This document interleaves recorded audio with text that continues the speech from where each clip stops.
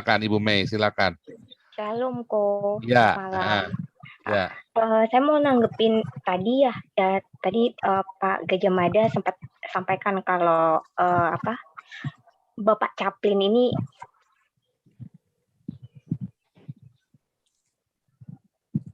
khilafah dan ya teroris gitu ya. Dulu tahun 2010 sampai 2012 saya pernah kerja di Makassar. Itu saya sempat kaget ya, karena hampir seluruh wilayah Makassar itu dikuasai oleh si bapak ini gitu. Jadi di Makassar itu ada satu gedung yang memang bangunannya berbeda dari bangunan di kota itu. Jadi bangunannya itu seperti di kota Jakarta. Itu namanya adalah Wisma Kala gitu. Kemudian ada Toyota Kala. Ya, mungkin pernah dengar ya, ada Wisma Yang di Kala. Jalan Jenderal Sudirman ya? Enggak, di dekat Mall Ratu Iya, Indah. Mall Ratu Indah kan? Iya, Wisma Bosowa itu, Menara Bosowa itu kan? Menara Bosowa, bukan kok di Makassar. Ya. Ada memang di Wisma Kala. Oh, ada di Wisma Kala ya? Bosowa itu toh, sama toh? Iya, ada di Wisma Kala. Bosowa di Wisma Kala. Wisma Kala. Terus, ya sama. Terus ada Transkala. Jadi TSM itu kalau kita masuk itu tulisannya Transkala. Di luarnya memang TSM ya, Trans Studio Makassar. Bahkan saya nggak tahu ya kalau sekarang. Kalau dulu, kalau kita mau masuk parkiran Bandara Sultan Hasanuddin, itu ada tulisannya Kala Parking. Itu. Ya, jadi hampir semua dan masih banyak lagi ya, ada restoran-restoran itu juga ada tulisannya Kala Group kayak gitu. Waktu itu saya sempat berpikir gini, ini orang hebat banget ya, satu kota dikuasain semua gitu. Saya pikir waktu dulu tuh mungkin hanya zamannya Mbah Kakung ya, yang enak toh zamanku itu menguasai seluruh wilayah ya. Tapi ternyata ya pada tahun itu kenyataannya begitu banyak aset-aset atau perusahaan-perusahaan dari si Bapak Chaplin ini. Bahkan saat itu saya sempat dibuat bingung karena di Makassar boleh dibilang saat itu FPI tumbuh dengan suburnya.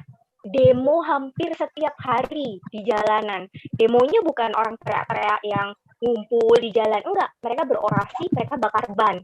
Bahkan kadang tuh mereka tahu-tahu mereka naik mobil pickup ya, terus mereka bawa botol, ada api, mereka lempar ke aspal, boom gitu. Terus langsung baru ya mereka berteriak seperti itu hampir setiap hari. Dulu saya nggak pernah tahu, bahkan saya sempat bilang sama salah satu staff, saya ini tinggal di mana sih, kok kayaknya saya tinggal di antah berantah ya, hampir tiap hari ada demo. Nah, tapi kesini-sini ya saya mulai sadar kenapa demo di sana bisa setiap hari dengan begitu leluasanya, kenapa aset-aset di sana begitu banyak nama dari si Bapak Chaplin ini, ya boleh dibilang memang ada yang backing ya, dengan kata lain ya. Nah, apalagi tadi Mbak Victor sempat bilang kalau si Bapak ini memang mau menguasai banyak wilayah gitu kan, mau kaya gitu kan. Jadi ya itu sudah dia lakukan di Makassar seperti itu. Jadi kalau misalkan Pak Gajah Mada sempat katakan, oh ya kita bikin miskin aja. Yang saya tahu sih beberapa usahanya memang lagi goyang ya. Itu usahanya lagi goyang. Bahkan ada satu kafe, ya saya nggak tahu sih ini beneran punya dia juga, karena kalau misalkan di TSM itu kan biasanya yang ada di dalam mall itu satu grup semua gitu. Nah itu ada satu kafe, saya belum sebut namanya, mereka lagi share sahamnya ke umum gitu. Ya jadi kan kalau mereka sampai share saham itu supaya orang lain bisa mau beli gitu, tawarkan siapa mau beli, itu kan berarti ada masalah di situ gitu sih. Itu aja sih yang mau saya tanggapi, dan ya buat saya ini keji sekali. Itu aja sih kok. Oh ternyata beda ya. Ini Menara Bosowa sama Wisma Kala ini beda nih. Beda Pastor, beda. Ya beda nih. Ini Menara Bosowa ini yang di Karebosi ya. Iya. Menara Kalau Wisma Kala itu di dekat Mall Ratu Indah. Mall Ratu Indahnya sendiri itu juga punya Menara beliau. Bosowa yang di Karebosi ya kan. Terus kalau Wisma Kala itu tadi di dekat Mall Ratu Indah, saya Jepang itu ya. lupa nama jalannya. Saya lupa nama jalannya. Menara Bosowa itu di Samratulangi. Nah, Wisma Kala itu, nah ini. Nah ini. Wisma Dekat Kala. Jalan Sudirman. Tuh. Wisma Iya, Kala. Wisma Kala di Jalan Jenderal Sudirman, Pastor. Sudirman ini. Itu ya. Dealer mobil juga semua atas nama Kala. Iya. Wisma Kala. Itu ya. Yang punya Makassar jadi dia ya. Ya, jadi yang punya Makassar dia. Dealer Bu Mei mobil tahu cuma nggak Sulawesi bahwa tuh. grup Kala itu terlibat kredit macet sekarang di BUMN? Terlibat kredit macet yang saya tahu dia ambil saham Bank Mega juga kan, Pak? Enggak, Oh, dia BUMN sekarang saya ada kurang kasus tahu. kredit macet 4 triliun di Bank BRI. Saya dengar-dengar Oh, begitu. BRI. Ya. Jadi kalau Ya. mau dihancurkan tinggal di gitu langsung dieksekusi itu. Nggak bisa. Ah, Nggak bisa. Itulah masalahnya. Jadi gini, hukum di Indonesia itu nggak bisa seperti itu. Apalagi kalau sudah channel-channel pejabat. Kalau beliau ini punya kedudukan apa tertentu nggak bisa. Bahkan kalau Anda rakyat jelata saja punya channel pejabat, itu pun sulit.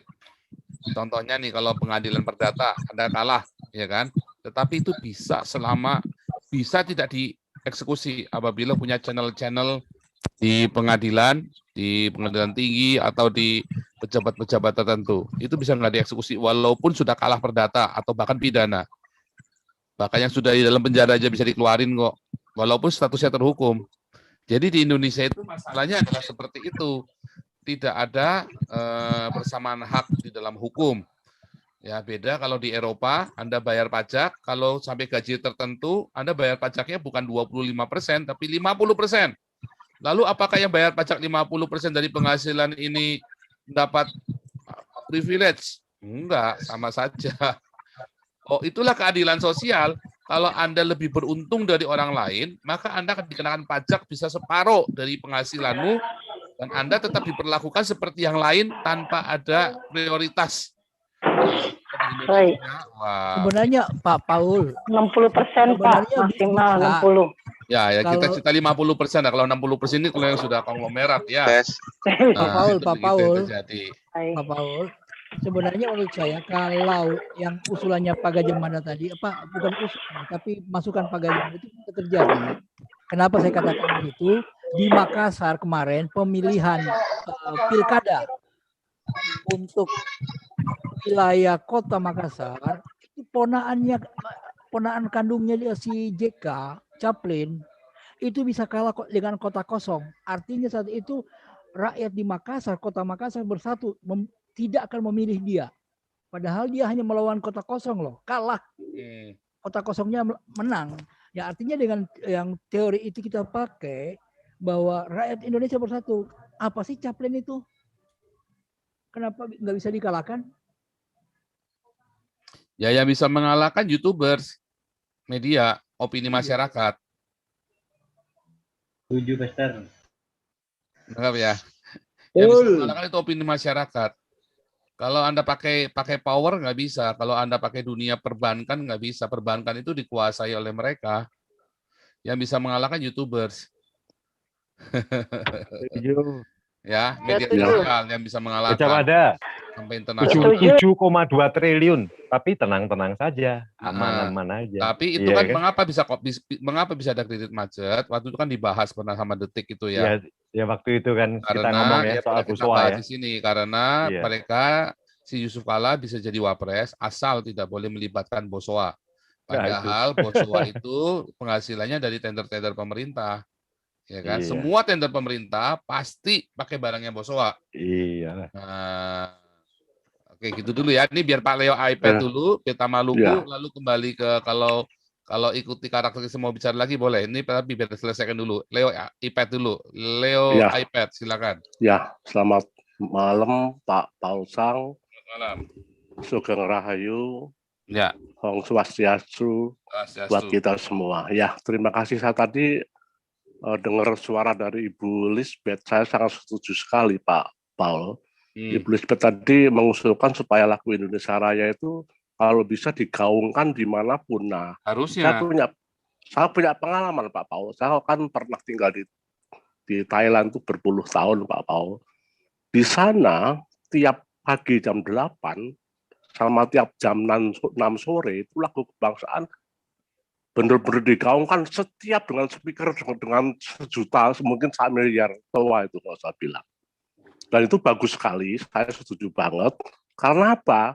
Di sana tuh nggak cuman orang denger, orang yang lagi jalan, di jalan akan berhenti, tegak semua Pak Paul. Yang duduk pun tegak, kecuali di dalam gedung atau di dalam mobil, itu beda.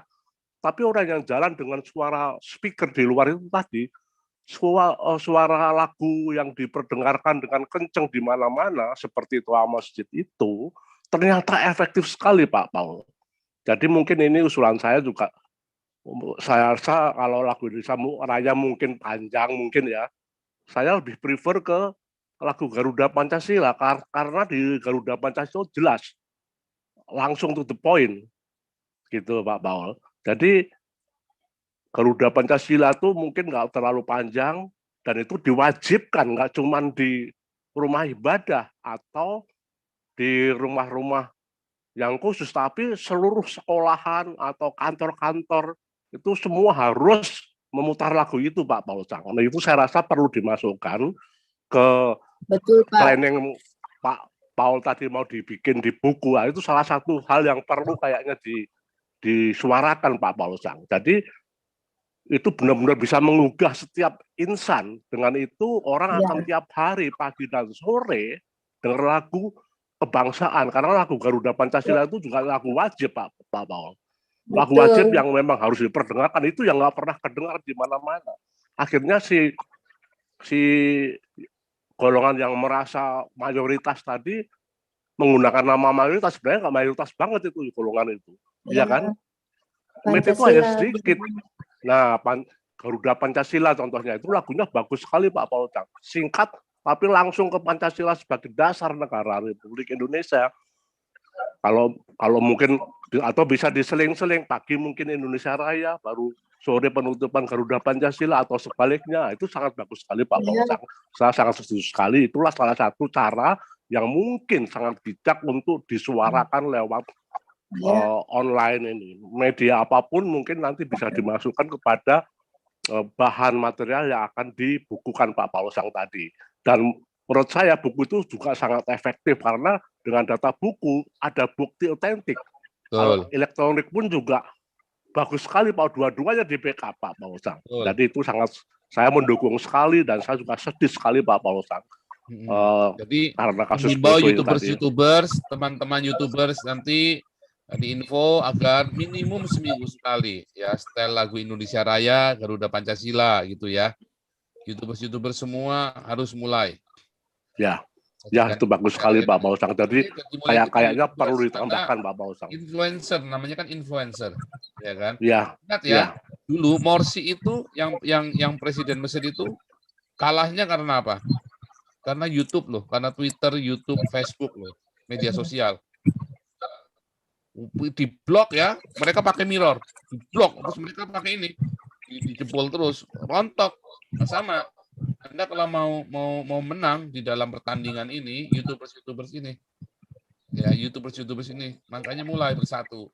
Nah kemarin Jenderal Ikim itu, si Ikim ya, Ikim Pastor Heri itu sudah mulai dengan Pak Jenderal Tobing ya kan. Nah saya harap teman-teman yang lain juga sama. Makanya kalau potong video saya dipotong aja nggak apa-apa boleh. Itu kan ada puluhan tuh kan dari mulai Desember itu sampai hari ini udah 6 bulan tuh kita tuh udah setengah tahun. 6 bulan dikali 4 ada 24 video minimum.